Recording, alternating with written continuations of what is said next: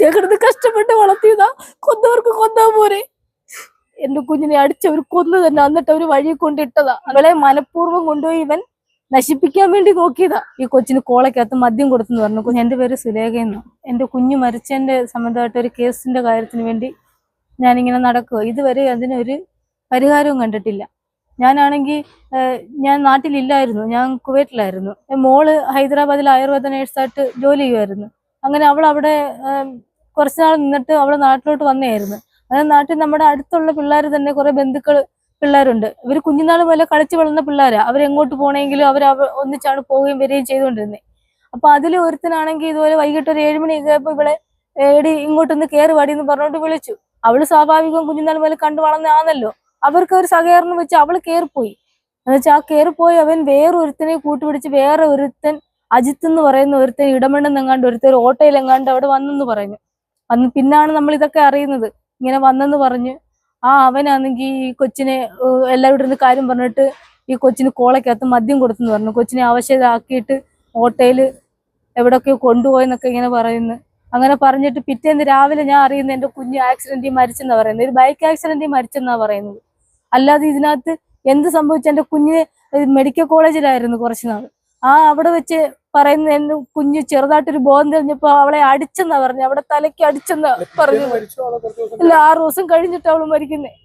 അന്നേരം പറഞ്ഞതുപോലെ അവിടെ തലയ്ക്ക് അവര് അടിച്ചെന്നാ പറഞ്ഞു. എന്ന് വെച്ചാൽ അവരുടെ വീട്ടുകാരില്ല കൊച്ചിനെ അടിച്ചു കൊന്നെന്നാ പറഞ്ഞത്.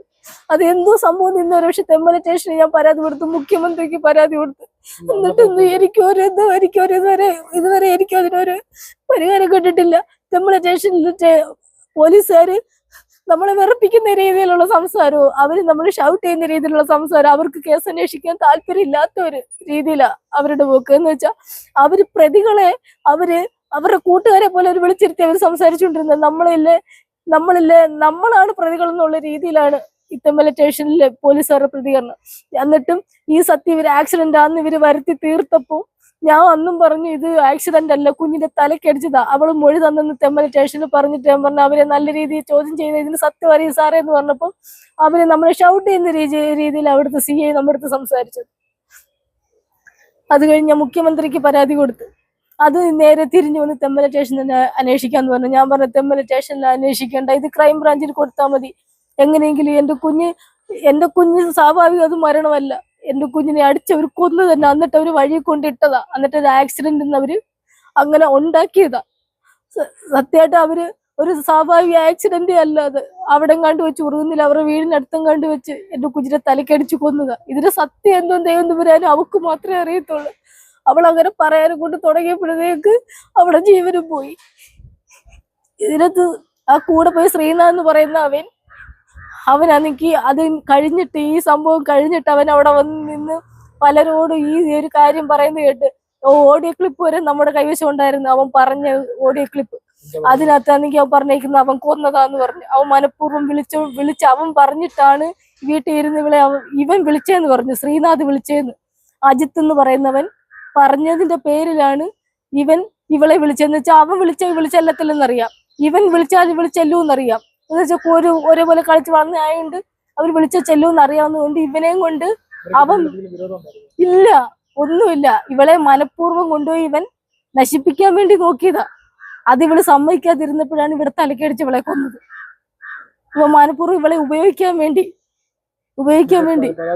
പരാതി കൊടുത്തിട്ട് ഇതുവരെ അതിലൊരു അന്വേഷണം ഒന്നും ആയിട്ടില്ല.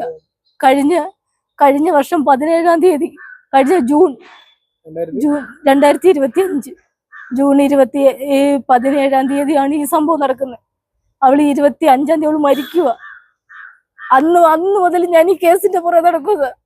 ഇതുവരെയായിട്ടും എത്ര അടുത്ത് ചെയ്തതിനു വേണ്ടി കയറി ഇറങ്ങി നിന്നിട്ട് ആരും എനിക്ക് ഇതുവരെ ഒരു നീതി എനിക്ക് മേടിച്ചതില്ല. എന്റെ കുഞ്ഞിന് ചേക്കടുത്ത് കഷ്ടപ്പെട്ട് വളർത്തിയതാ. കൊന്നവർക്ക് കൊന്നാ പോരെ. എന്നിട്ട് പോലും സ്റ്റേഷൻ പോലീസിന് നമ്മൾ അതിശയിക്കുന്ന രീതിയില. വൈകിട്ട് എന്തിനാ സമയത്ത് മോൾ ഇറങ്ങിപ്പോയി. അപ്പൊ കുഞ്ഞുനാൾ മുതൽ കളിച്ച് വളർന്ന പിള്ളേർ അങ്ങോട്ട് പോയി നമ്മളെ സംശയിക്കുമോ? ആ ഒരു രീതിയിൽ അവര് ഇതുവരെ ഒരു രീതി ലഭിച്ചിട്ടില്ല. അതുപോലെ ഞാൻ കയറി ഇറങ്ങി നടക്കുമോ ഈ ഒരു കാര്യത്തിന് വേണ്ടി. 2 പേരുണ്ട്. ഇത് മൂത്തത് ഉണ്ട്. ഇനിയിപ്പം വീണ്ടും മുഖ്യമന്ത്രിക്ക് പരാതി കൊടുക്കാൻ വീണ്ടും സാറിന് പരാതി കൊടുക്കട്ടെ, മുഖ്യമന്ത്രി പരാതി കൊടുക്കണം. എല്ലാവർക്കും പരാതി കൊടുത്ത് നോക്കട്ടെ. ഇനി എത്ര സർക്കാരെങ്കിലും എനിക്ക് എന്റെ കുഞ്ഞിന് ഒരു നീതി മേടിച്ചു തരുമെങ്കിൽ തരട്ടെ. നീതി കിട്ടുന്നിടം വരെ ഞാൻ പോരാടും. എന്റെ ജീവനുള്ളിടത്തോളം കാലം ഞാൻ ഇത് മാറത്തില്ല. ഇത് സത്യം എന്താന്ന് അറിയണം. എന്റെ കുഞ്ഞിന്റെ ആത്മാവിനെങ്കിലും സമാധാനം കിട്ടണം. പവിത്ര.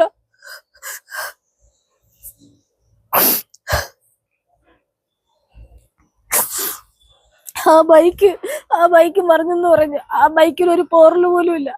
ആ ബൈക്ക് ഞാൻ കണ്ടത് സ്റ്റേഷനിൽ കൊണ്ടുവച്ചിരിക്കുന്നത് കണ്ട്. ആ ബൈക്കിന് സാധാരണ ഒരു വണ്ടി മറിയുമ്പോൾ അതിന് എന്തെങ്കിലും ഒരു പ്രശ്നം വരും. ആ വണ്ടിക്ക് ഒരു കുഴപ്പമില്ല. അവന്റെ കാല് കണ്ട് ഉറഞ്ഞെന്ന് അതൊക്കെ വെറുതെ കള്ളത്തിന് അഭിനയം എല്ലാം ആയിരുന്നു. അത് വെറുതെ 2 ദിവസം ചുറ്റിക്കെട്ടി വെച്ചിട്ട് അവൻ വെറുതെ നടന്ന ആൾക്കാരെ കൊണ്ട് ഇങ്ങനെ സത്യം അന്ന് ആക്കിക്കാൻ വേണ്ടി അവൻ മനഃപൂർവ്വം ആ കാല് അവൻ ചുറ്റിക്കെട്ടിക്കൊണ്ട് നടന്നത്. അവന്റെ കാല് മുറിഞ്ഞെന്നും പറഞ്ഞുകൊണ്ട് വെറുതെ എനിക്ക് കല്ലം കണ്ടു വെച്ച് അവന് ഒരച്ചതെങ്ങാനുമായിരിക്കും. അങ്ങനെ എന്തോ അവൻ ചെയ്തു വെച്ചിട്ട് എന്റെ കുഞ്ഞിനെ കൂടെ ഒന്ന് അടിച്ചിട്ട്, അത് ആ ഓഡിയോ ക്ലിപ്പിനകത്ത് പറയുന്നുണ്ട്, അവൻ അടിച്ചു കൊണ്ടുവന്ന് വഴി കൊണ്ടിട്ടതാണെന്ന്.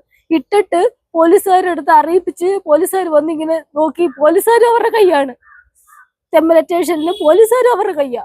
അവർക്ക് പണമുണ്ട്, അവർക്ക് ആൾക്കാരുണ്ട്. നമുക്കിതൊന്നും ഇല്ലാത്തത് കൊണ്ട് അവര് കുറ്റം മൊത്തം നമ്മുടെ ഒരു രീതിയിലും ആക്കിക്കൊണ്ട് മോളെ മര്യാദയ്ക്ക് വളർത്താത്തതിന്റെ രീതിയാന്നും പറഞ്ഞു ആ ഒരു രീതിയിലാണ് ഇവർ ചെയ്തത്. അല്ലെങ്കിൽ ഒരു കുഞ്ഞിന്റെ ജീവന പോയെന്നൊന്നും ഇവരാരും ചിന്തിക്കുന്നില്ല. അവർക്കും പെൺമക്കളുള്ളതെന്നും മറ്റൊരു തലമുറയ്ക്ക് ഇങ്ങനെ ഒരു ഗതി വരുത്തരുന്നുള്ള രീതി അവർ ചിന്തിക്കുന്നില്ല. അവര് പ്രതികളെ അവര് രക്ഷപ്പെടുത്താൻ അവര് നോക്കുന്നത്.